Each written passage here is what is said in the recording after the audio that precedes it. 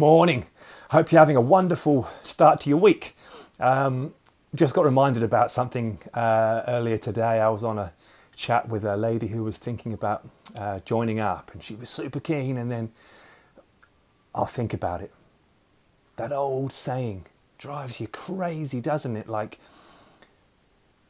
if we won't start today, we definitely won't start tomorrow.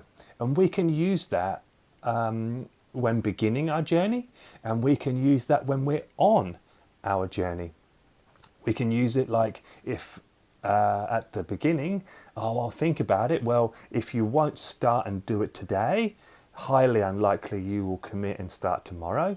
Almost 100% no. But also on our journey, if we're thinking about, I'm just going to put off today's workout and do it tomorrow, we won't do it tomorrow either.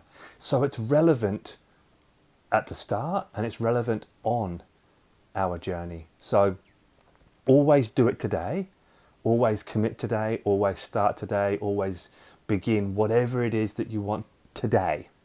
And the same with your workouts and your walks and your food. You must do it today.